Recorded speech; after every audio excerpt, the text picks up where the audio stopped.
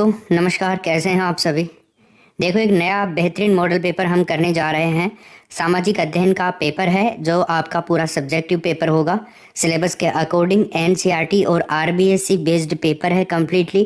60 प्रश्न जिस प्रकार से आपके एग्जाम में पूछे जाते हैं उसी प्रकार से आपको यहाँ पर भी पूरा का पूरा वही अनुभव होने वाला है जो एग्जाम के अंदर आपको होता है। तो चलिए दोस्तों, टाइम खराब नहीं करते हैं, अपन शुरू करते हैं डायरेक्ट क्लास को। सबसे पहले एजुकेशन यूट्यूब चैनल पर पहली बार आए हैं तो सभी भाई बहन, माता बहन चैनल को सब्सक्राइब ज़रूर करें।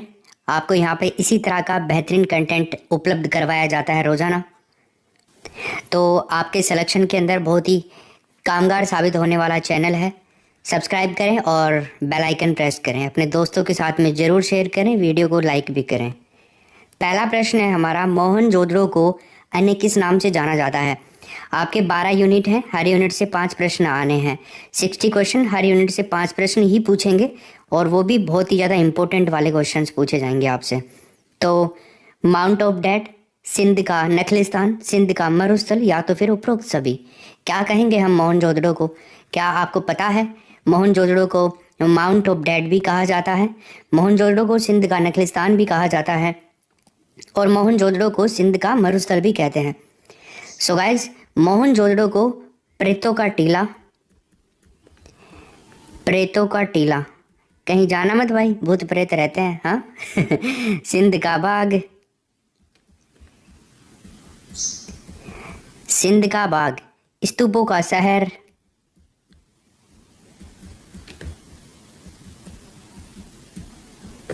स्तूपों का शहर। ठीक है, इन नामों से जाना जाता है। देखो आपके सामने कितने सारे नाम लिखे हुए हैं। माउंट ऑफ डेथ, सिंध का नखलिस्तान, सिंध का मरुस्थल, प्रेतों का टीला, सिंध का बाग और स्तूपों का शहर। 6 नाम है, कोई सा भी पूछ सकता है। इतना ज़्यादा इंपॉर्टेंट प्रश्न है कि एग्जाम में शायद 99% आपके घल जाए अब की बार एग्जाम के अंदर। चलो ठीक है, आगे देखते हैं। याद कर लेना, स्क्रीनशॉट ले लेना, बहुत महत्वपूर्ण प्रश्न है। क्वेश्चन नंबर 2, विराटनगर बैराट के नाम से जाना जाता था पहले, आजकल ये जयपुर के अंदर एक तहसील है विराटनगर के नाम से। तो इसकी राजधानी बताइए। मत्स्य, कुरु, पांचाल और सूरसेन। विराटनगर महाजनपद भी पढ़ाए थे, तब भी बात करी थी अपन ने इसकी। तो विराटनगर की दोस्तों राजधानी हुआ करती थी मत्स्य। पहला ऑप्शन होगा इसके अंदर। देखिए, अब आप कहेंगे सर कुरु की राजधानी क्या हुआ करती थी? इसकी राजधानी हुआ करती थी कुरु की इंद्रप्रस्थ। दिल्ली वाला क्षेत्र है ना, वो कहलाता है इंद्रप्रस्थ।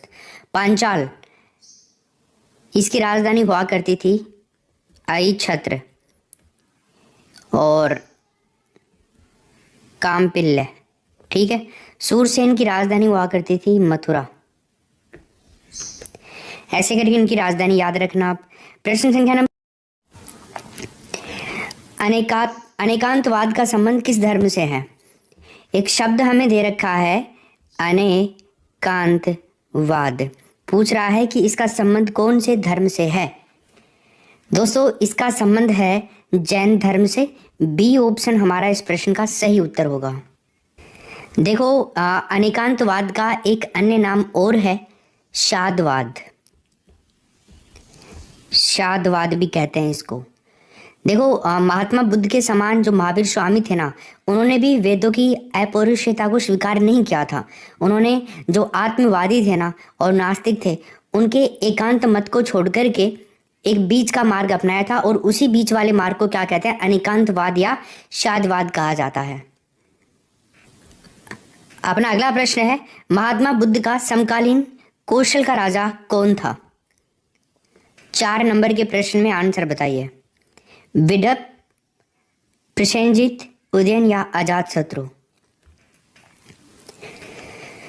दोस्तों यहां पर आंसर होगा Prasenjit, option number B. Udayan Mahatma Buddha का समकालीन वत्स राजा हुआ करता था जो पौरुष वंश से संबंधित था। उदयन को बौद्ध मत के अंदर दीक्षित करने का श्रेय एक बौद्ध भिक्षु थे जिनका नाम था पिंडोल नामक बौद्ध भिक्षु को दिया जाता है। 5वें नंबर का प्रश्न है, अशोक ने किस बौद्ध साधु से प्रभावित होकर के बौद्ध धर्म को अपनाया था? क्या नाम था उनका? विष्णुगुप्त, या तो फिर उपगुप्त, या ब्रह्मगुप्त, या बृहद्रथ। दोस्तों अब समय आ गया है, आप अपने वक्त और हालात के ऊपर रोना बंद करो। जो आप बहाने बनाते हो ना, वो बनाना बंद करो। चाहे आपके घर में या आपके आसपास में कुछ भी हो रहा हो, सब चीज़ों को इग्नोर करो, नज़रअंदाज करो। अभी आपका फोकस केवल आपकी एग्ज़ाम के ऊपर हो जाना चाहिए अच्छे से, क्योंकि इस टाइम में तुम्हारा फोकस हट गया ना एग्ज़ाम से, तो फिर भैया मुश्किल हो जाएगा पास कर पाना भी। जो हो गया उसे सोचा नहीं करते, जो मिल गया उसे खोया नहीं करते। हासिल उन्हीं को होती है मेरे दोस्त सफलता, जो वक्त और हालात के ऊपर रोया नहीं करते। दोस्तों हमारा यहाँ पर जो आंसर होगा ना, क्वेश्चन नंबर 5 के अंदर उपगुप्त हो जाएगा बी ऑप्शन। ठीक है, अगला प्रश्न है, अब आप मुझे बता दीजिए हिरण्य कर क्या था?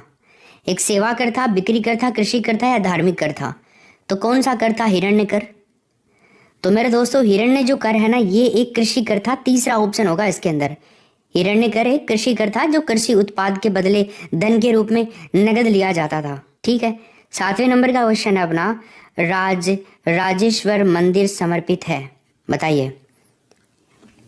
कार्तिकेय को, शिव को, विष्णु को या सूर्य को? राजेश्वर मंदिर जो है ना दोस्तों, ये शिव को समर्पित है। ऑप्शन नंबर यहाँ पर बी हो जाएगा। तो राजेश्वर मंदिर भगवान शिव को समर्पित है और इसका निर्माण राजराज प्रथम के द्वारा करवाया गया था। राजराज प्रथम ने इसका निर्माण करवाया था। ऑप्शन नंबर बी हो जाएगा। महत्वपूर्ण प्रश्न है, किसने गुरु परंपरा को समाप्त करके गुरु ग्रंथ साहिब को गुरु घोषित किया? 8वें नंबर के प्रश्न में उत्तर बताइए। गुरु अमरदास, गुरु अर्जुन देव, गुरु गोविंद सिंह या गुरु नानक? बढ़िया। तो देखिए मेरे दोस्तों, यहाँ पर हमारा आंसर क्या होगा? गुरु गोविंद सिंह। तीसरा ऑप्शन हो जाएगा। गुरु गोविंद सिंह ने औरंगजेब को है ना 1704 के अंदर जफरनामा नामक फारसी भाषा में पत्रों का संग्रह भेजा था। जफरनामा नामक था ये, फारसी भाषा के अंदर लिखा हुआ था पत्रों का संग्रह। 9 नंबर का क्वेश्चन है, अकबर ने राणा प्रताप को कर लीजिए समझाने के लिए किसे प्रथम दूत के रूप में भेजा था? बताओ क्या उत्तर होगा? भारमल, मानसिंह, जलाल खां या भगवंत दास? तो डियर फ्रेंड्स, यहाँ पर हमारा आंसर क्या होगा? जलाल खान, तीसरा ऑप्शन। अकबर ने प्रताप की अधीनता स्वीकार करवाने के लिए 4 दल भेजे थे, दूत तो नहीं कह सकते हैं, दल ही भेजे थे ना अनुगवाई के अंदर। तो फर्स्ट टाइम में जो भेजा था ना अकबर ने, वो था जलाल खान। जलाल खान के नेतृत्व में और भी कुछ लोग गए थे। नवंबर 1572। ठीक है, एक तो ये था। दूसरा जो था ना भाई, वो था आमेर के शासक थे मानसिंह। ठीक है, जून 1573 के अंदर भेजा था, जून 1573 में। थर्ड जो था ना, तीसरी बार में भगवंत दास को भेजा था, जिनको भगवान दास भी कहा जाता था, भगवंत दास। और भगवंत दास गए थे अक्टूबर 1573 के अंदर। ठीक है, 4th नंबर पे जो थे ना, उनका तो नाम आप जान ही गए होंगे, टोडरमल। टोडरमल गए थे दिसंबर 1573 के अंदर। सभी को निराश होकर के ही लौटना पड़ा था। इनकी एक ट्रिक भी है, याद कर सकते हो, जमा भाटो। जैसे क्या होगा? जलाल खान, माँ से मानसिंह और भा से भगवंत दास हो जाएगा, टो से टोडरमल हो जाएगा। ऐसे इनका एक क्रम वाइज ही ट्रिक है, इसको आप याद कर सकते हो। तो यहाँ पर हमारा आंसर क्या होगा? ऑप्शन नंबर तीसरा। अकबर ने महाराणा प्रताप को अपने अधीन लाने के लिए इन 4 लोगों को भेजा था टाइम पे। अगला प्रश्न देखिए, जजिया कर को अंतिम रूप से समाप्त किसने किया था? बताओ। जजिया कर अकबर ने या मोहम्मद शाह ने या फर्खशियर ने या जहांगीर ने? उनका नाम था मोहम्मद शाह, बी ऑप्शन। मोहम्मद शाह के काल के अंदर 1720 के अंदर जजिया कर को अंतिम रूप से समाप्त कर दिया गया था। 11 नंबर का क्वेश्चन है, भारत में बंगाल के प्रथम गवर्नर जनरल कौन थे? बताइए। हाँ जी, भारत में बंगाल के प्रथम गवर्नर जनरल का नाम था वॉरेन हेस्टिंग्स। बी ऑप्शन होगा, वेरी वेरी इंपॉर्टेंट क्वेश्चन है। और इस व्यक्ति ने बंगाल के अंदर है ना भैया, बंगाल में द्वैध शासन क्या किया था, समाप्त कर दिया था। द्वैध शासन को इन्होंने बंगाल के अंदर समाप्त भी किया था, ध्यान रखिएगा। क्वेश्चन नंबर 12 देखिए, रैयतवाड़ी बंदोबस्त का जन्मदाता किसको माना जाता है? वेरी वेरी इंपॉर्टेंट क्वेश्चन है, ध्यान रखिएगा। रैयतवाड़ी बंदोबस्त का जन्मदाता किसे कहा जाता है? गाइज यहाँ पे थॉमस मुनरो, कैप्टन रीड, 2 और 3। तो दोस्तों यहाँ पर दोनों ही होगा, मतलब हमारा option number D right answer होगा। सबसे पहले कैप्टन रीड ने रैयतवाड़ी व्यवस्था को 1792 के अंदर, 1792 के अंदर तमिलनाडु के अंदर एक जिला है बारह महल जिला, वहाँ लागू किया था। फिर 1820 के अंदर मद्रास के गवर्नर जनरल थे थॉमस मुनरो, इन्होंने मद्रास का जो शेष भाग था ना उसके ऊपर ये लागू कर दिया था एल्फिस्ट बॉम्बे प्रेसिडेंसी में। क्वेश्चन नंबर 13 देखिए, 1833 ईस्वी के चार्टर एक्ट के समय भारत में गवर्नर जनरल कौन थे? बताइए। चार्टर एक्ट का जो टाइम था 1833 वाला चार्टर एक्ट, उस टाइम में भारत के गवर्नर जनरल का नाम था lord William Bentinck. B option. 1833 charter act के द्वारा मद्रास और बम्बई को कानून बनाने की शक्ति प्रदान कर दी गई थी। भाई ये खुद से कानून बना सकते हैं जो हाई कोर्ट थे। 14 नंबर के क्वेश्चन देखिए, संविधान सभा के सदस्य प्रतिनिधि थे, बताइए किसके प्रतिनिधि थे संविधान सभा के जो सदस्य थे? देखो यहाँ पर हमारा आंसर होगा जनता द्वारा अप्रत्यक्ष निर्वाचित। बी ऑप्शन दोस्तों हम सही आंसर करेंगे। देखो संविधान सभा का चुनाव हुआ था जुलाई 1946, तो 296, इनके अंदर 292 तो प्रांत थे, 4 कमिश्नरी क्षेत्र थे। अब 4 कमिश्नरी क्षेत्रों को मिला करके 292 प्रांतों को मिला करके ये टोटल होते हैं 296। तो इतनी सीटों के ऊपर करवाए गए थे चुनाव जुलाई 1946 के अंदर, क्योंकि चुनाव के अंदर देसी रियासतों ने भाग नहीं लिया था ना, मुस्लिम और सिख कौन से, पंजाब के लिए है ना, ये भी लोग थे इसमें। संविधान सभा के सदस्य प्रतिनिधि जनता के द्वारा अप्रत्यक्ष रूप से निर्वाचित थे। निर्वाचित अधिकारी और संविधान सभा के सचिव का अगर आपको नाम पूछ ले तो आप बता देना, लिख देता हूं मैं यहाँ पे HVR आयंगर। ठीक है। क्वेश्चन नंबर देखिए 15, संसद की संविधान संशोधन का अधिकार संसद को कब दिया गया था? ये मतलब किस आर्टिकल के तहत दिया गया है बताइए। संसद को संविधान संशोधन का अधिकार दिया गया है आर्टिकल 349, 368, 390 या 351? हाँ जी बढ़िया, आर्टिकल 368। इसमें ना बी ऑप्शन होगा दोस्तों अपना सही उत्तर। एक आर्टिकल 349, भाषा से संबंधित कुछ विधियां होती हैं अनियमित करने के लिए विशेष प्रक्रिया है 349 के अंदर। 351 नंबर के आर्टिकल में हिंदी भाषा के विकास के निर्देश दिए गए हैं। क्वेश्चन नंबर 16 देखिए आप, भारत के संविधान में अंतर्राष्ट्रीय शांति और सुरक्षा के संवर्धन का उल्लेख कहाँ किया गया है बताओ। संविधान की प्रस्तावना में, राज्य के नीति निर्देशक सिद्धांतों में, या मूल कर्तव्यों में, या 9वीं अनुसूची के अंदर? तो डियर फ्रेंड्स यहाँ पर हमारा आंसर होगा राज्य के नीति निर्देशक सिद्धांतों के अंदर, बी ऑप्शन। हमारे संविधान में एक आर्टिकल है दोस्तों 51 नंबर का, है ना, तो इसके अंतर्गत क्या है ना, अंतर्राष्ट्रीय शांति सद्भावना के लिए राज्य को प्रयास करना, विदेशी समितियां हैं उनका वर्णन करना, ये सब लिखा हुआ है। क्वेश्चन नंबर 17 देखिए, भारत के संविधान में मौलिक अधिकार बताओ। भारत के संविधान में मौलिक अधिकार मूल का हिस्सा था, चौथे संविधान संशोधन द्वारा जोड़े गए थे। मूल का हिस्सा मतलब मूल संविधान का हिस्सा था, संसद द्वारा 1952 में जोड़े गए थे। 42वें संविधान संशोधन द्वारा जोड़े गए थे। देखो मौलिक अधिकार मूल संविधान का ही एक पार्ट था। भारत के मूल संविधान के अंदर है ना 7 मौलिक अधिकार थे, और प्रेजेंट टाइम में हम बात करें जो 44वां अमेंडमेंट हुआ था 44 नंबर का संविधान संशोधन, इसके तहत 6 मौलिक अधिकार हैं, संपत्ति वाले को हटा करके 300 का है, ठीक है ना।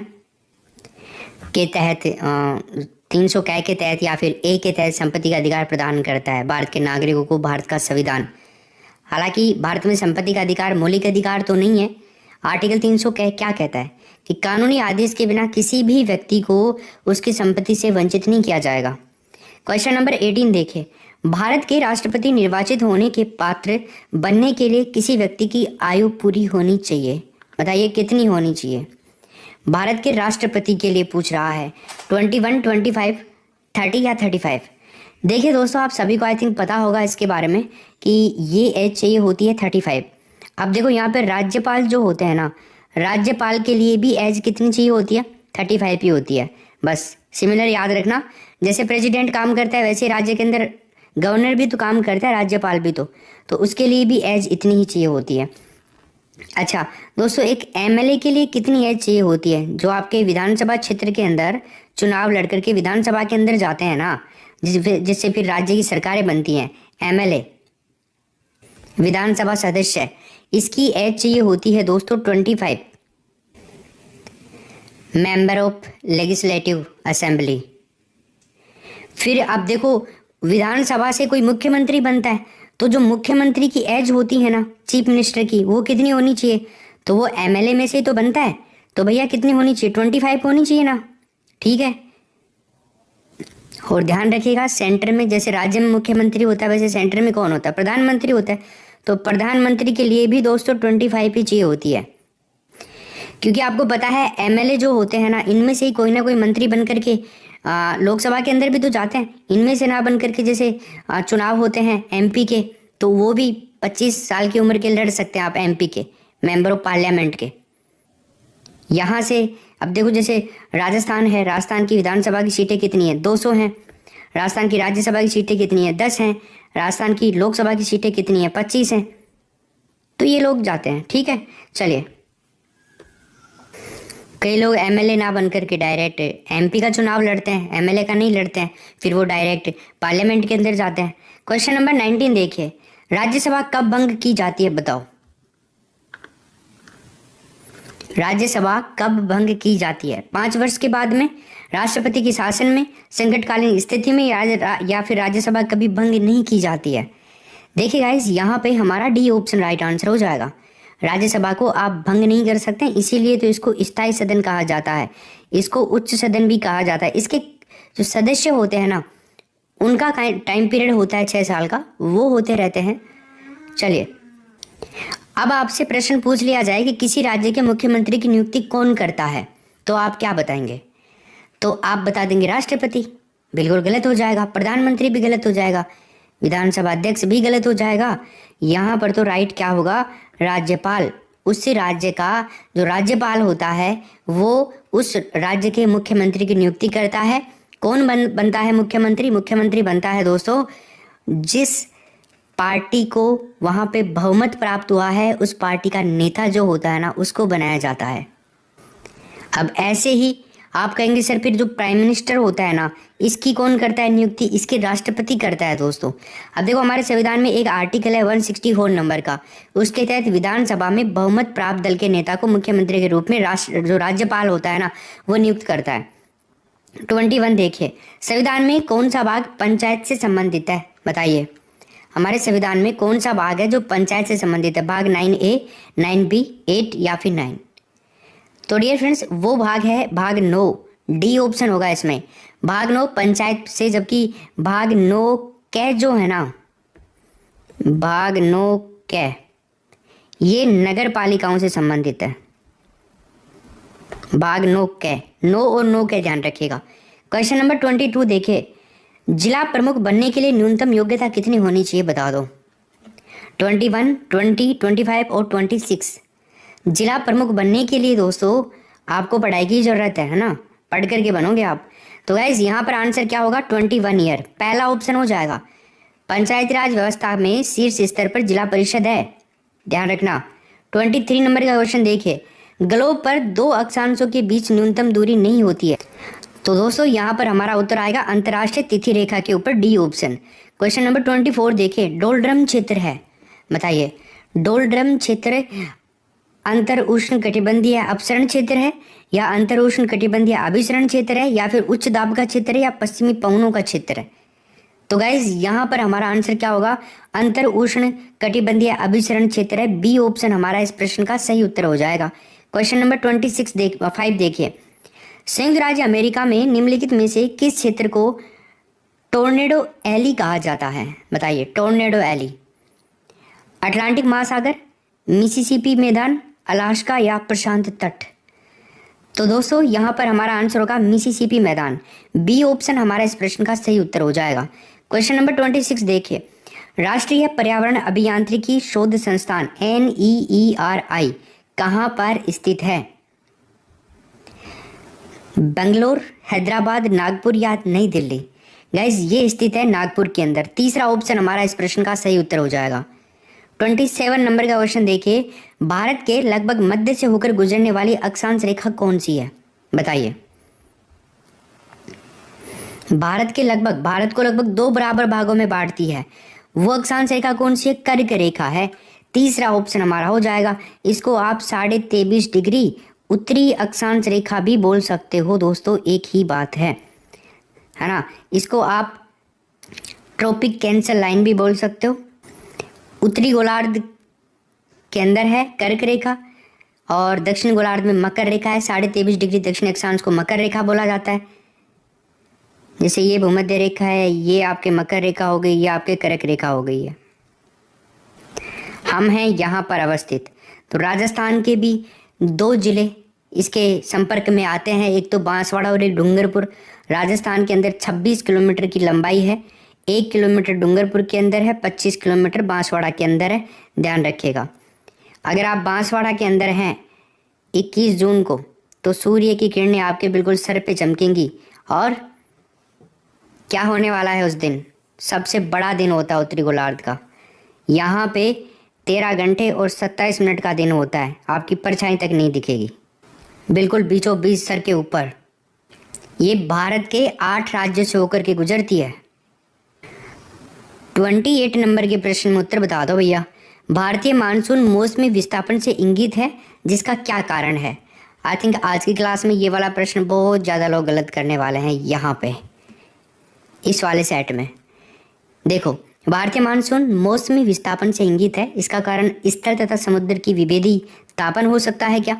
मध्य एशिया की ठंडी हवाएं, तापमान की अति एक समानता, या फिर उपरोक्त में से कोई भी नहीं? देखिए, हम टाइम खराब नहीं करेंगे, यहाँ पे पहला ऑप्शन राइट आंसर होगा। भारत के दक्षिण में 3 और क्या है? हिंद महासागर है। ठीक है, 3 और हिंद महासागर है, और उत्तर की ओर ऊंची और बहुत ही बड़ी हिमालय पर्वत श्रेणी है। तो स्थल और समुद्र का विभेदी तापन हो गया, पहला ऑप्शन राइट आंसर होगा। 29 नंबर का क्वेश्चन देखिए, निम्न में से किस राज्य के वनों का वर्गीकरण अर्ध उष्ण कटिबंध के रूप में फैला हुआ है या फिर किया गया है? वर्गीकरण अर्ध उष्ण कटिबंधीय, केरल, मध्य प्रदेश, तमिलनाडु या तो फिर कर्नाटक? क्या आंसर होगा? देखिए यहाँ पे दोस्तों हमारा आंसर आएगा मध्य प्रदेश, MP। भारतीय भूमि पर सबसे ज्यादा क्षेत्रफल उष्ण कटिबंधीय पर्णपाती वनों का है, ध्यान रखना। सबसे ज्यादा क्षेत्रफल प्रश्न पूछ रहे तो बता देना। 30 नंबर का क्वेश्चन देखिए, जायकवाड़ी परियोजना किस नदी के ऊपर स्थित है? बताओ। जायकवाड़ी कृष्णा, कावेरी, गोदावरी या तो फिर महानदी? तो भैया यहाँ पे हमारा आंसर होगा गोदावरी नदी। इंपॉर्टेंट प्रश्न है, तीसरा ऑप्शन हमारा इसमें सही उत्तर हो जाएगा। कृष्णा नदी के किनारे भी कई बार आपको पूछ सकता है, तो कृष्णा नदी के किनारे जो है ना, उसका नाम है अलमाटी। क्या नाम है? अलमाटी बांध परियोजना है, कृष्णा नदी के किनारे, बीजापुर कर्नाटक के अंदर। 290 मेगावाट की परियोजना है कृष्णा नदी के ऊपर। नेक्स्ट क्वेश्चन देखिए, 31 नंबर का प्रश्न है, गोडवाड़ प्रदेश राजस्थान के किस वृहद भू आकृतिक विभाग का भाग है? गोडवाड़ प्रदेश बताइए। पूर्वी मैदानी प्रदेश, पश्चिमी शुष्क प्रदेश, हाड़ौती पठार या गग्गर प्रदेश? क्या उत्तर होगा इसमें? तो मेरे दोस्तों यहाँ पे हमारा जो आंसर होगा ना, वो होगा पश्चिमी शुष्क प्रदेश। बी ऑप्शन राइट आंसर हो जाएगा। देखो, लूनी और उसकी सहायक नदियों से इस अपवाद क्षेत्र को क्या बोला जाता है?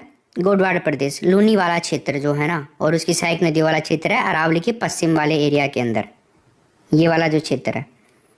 क्वेश्चन नंबर 32 देखिए, निम्न में से कौन सी नदी बनास की सहायक नदी नहीं है? यहाँ पे आंसर क्या होगा हमारा 32 नंबर के क्वेश्चन का?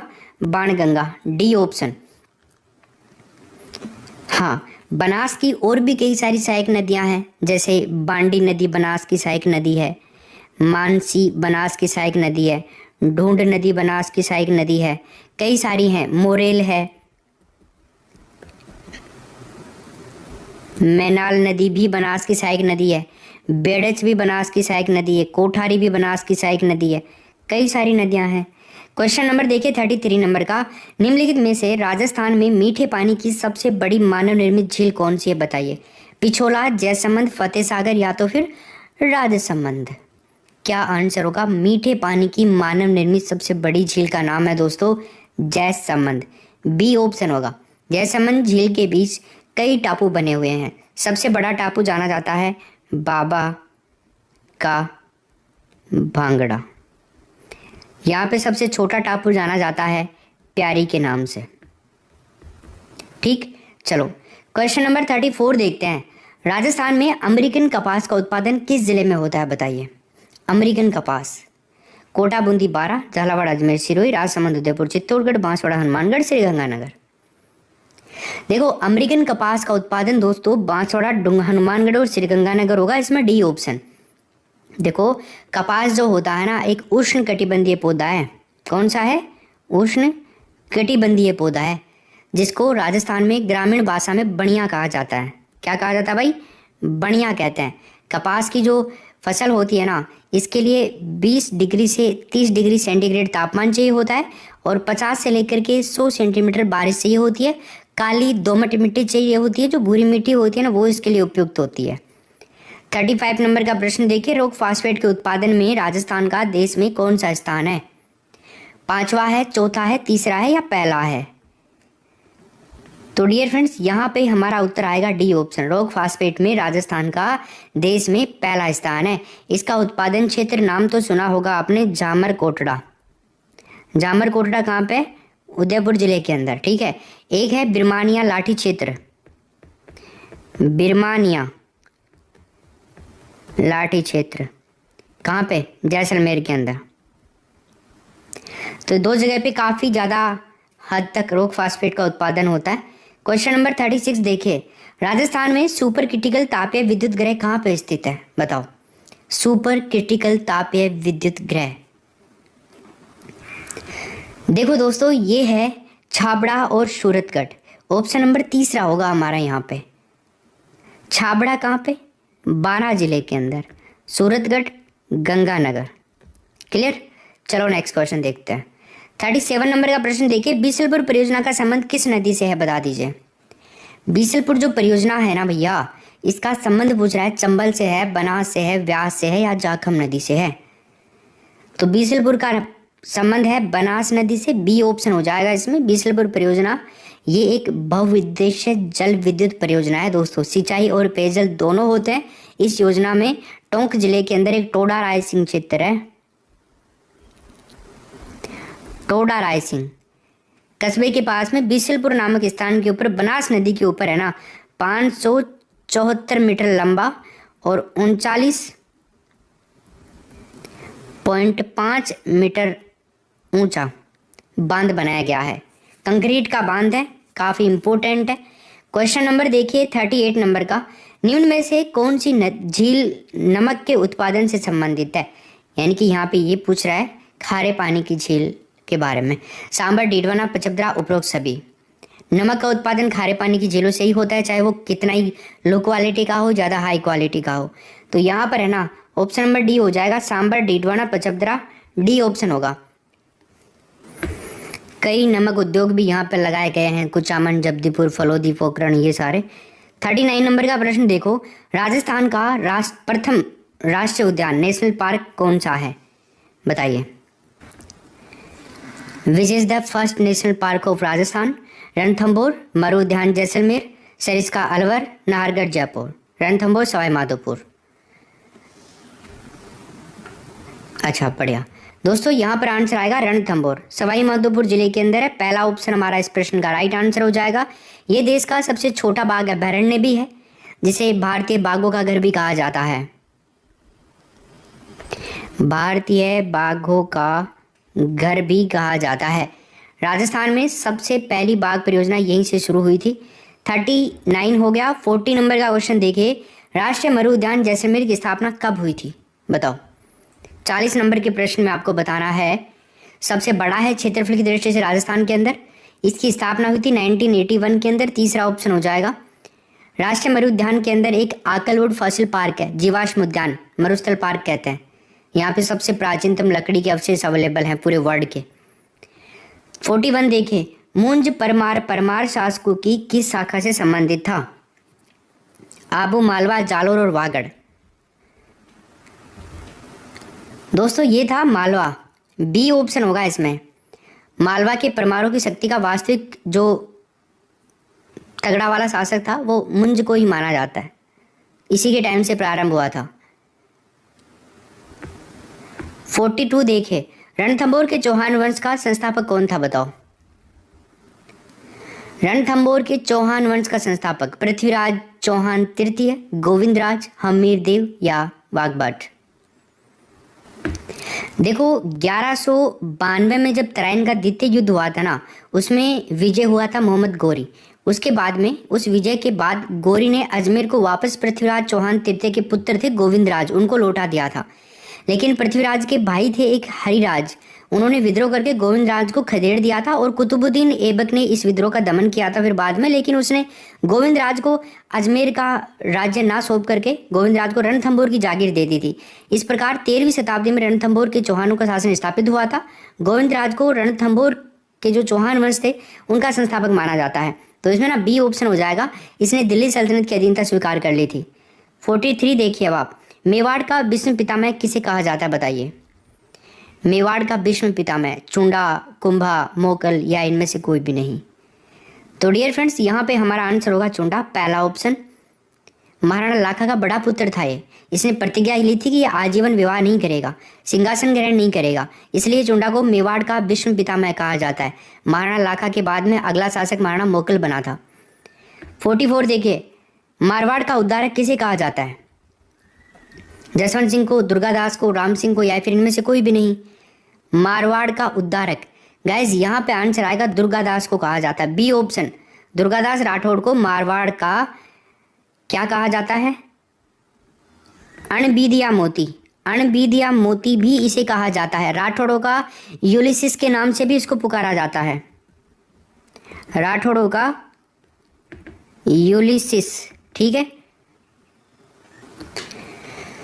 तो अपना अगला क्वेश्चन है, लोहागढ़ जो दुर्ग है ना कहाँ पर स्थित है? बताइए। लोहागढ़ दुर्ग भरतपुर, करौली, धौलपुर और अलवर। तो दोस्तों लोहागढ़ दुर्ग है ना ये भरतपुर जिले के अंदर है। आप सभी आई थिंक जानते होंगे।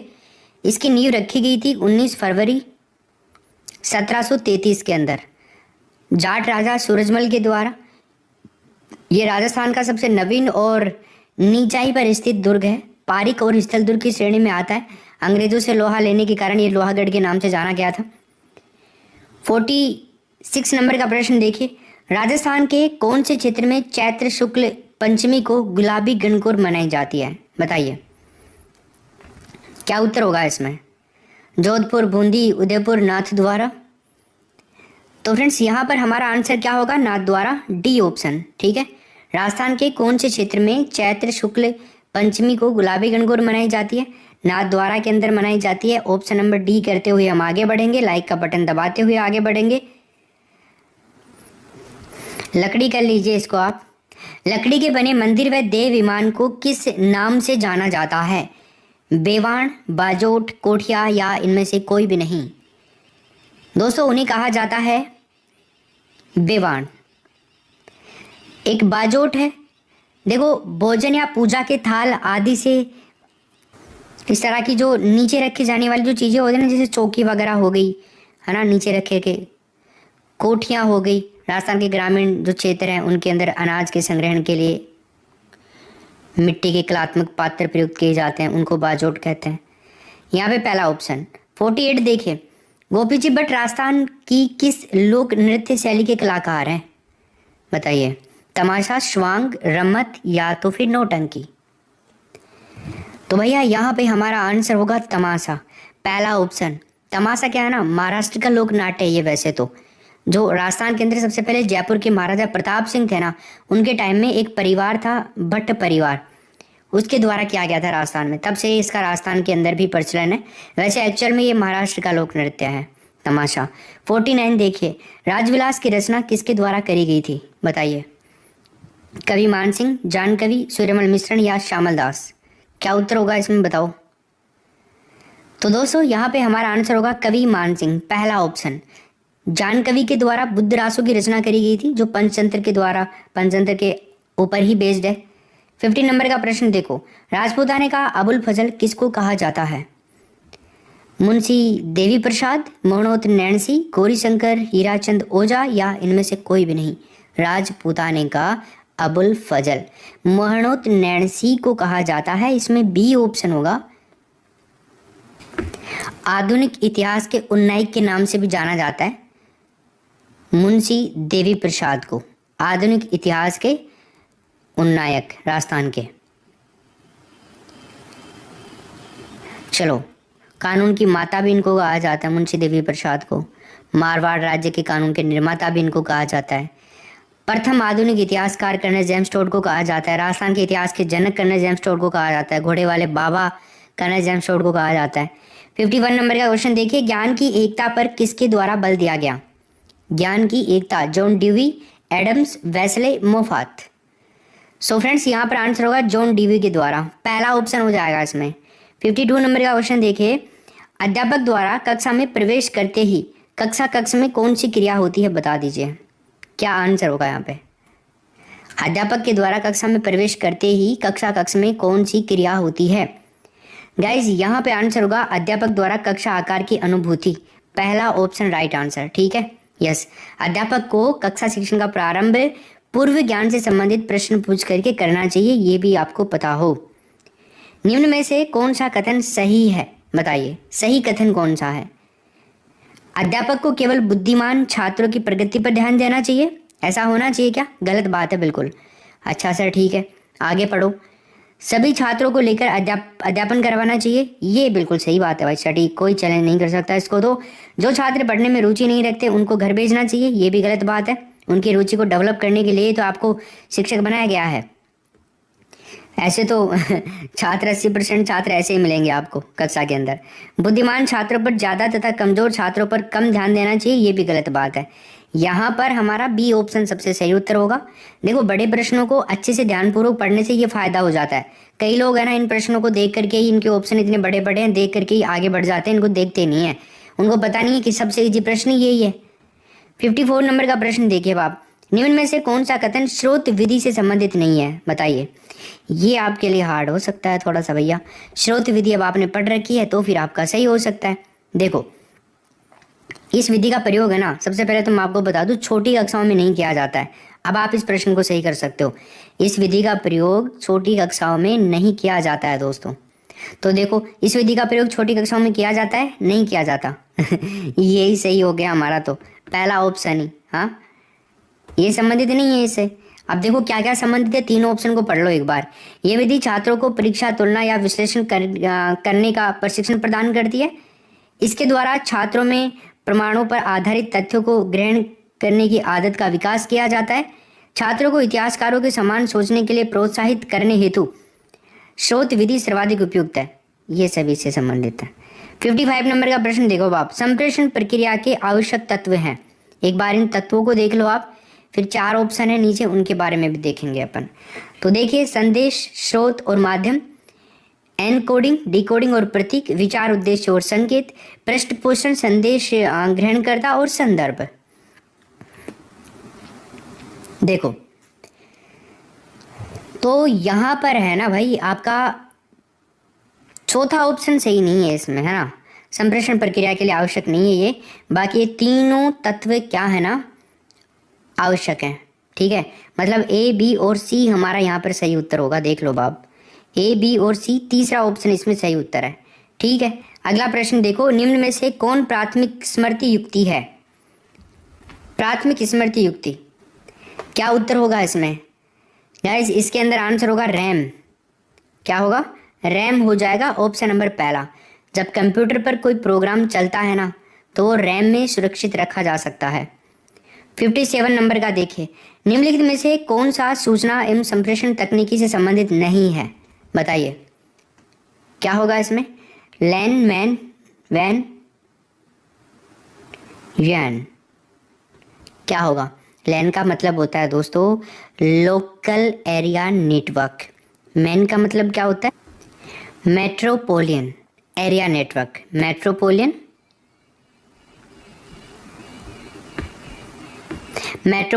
Area network. अगर आपसे वैन के बारे में पूछे, वाइड एरिया नेटवर्क इसका आंसर होगा, है ना। ये कोई युक्ति नहीं है, यहाँ पे तीसरा ऑप्शन राइट आंसर हो जाएगा। ये सूचना और संप्रेषण तकनीक से संबंधित नहीं है। बाकी लैन, मैन और वैन तो हैं, तीनों के बारे में बता दिया है। Local area network, metropolitan area network और वाइड एरिया नेटवर्क। 58 नंबर का प्रश्न देखिए, उद्देश्य निर्धारण मूल्यांकन का कौन सा चरण है।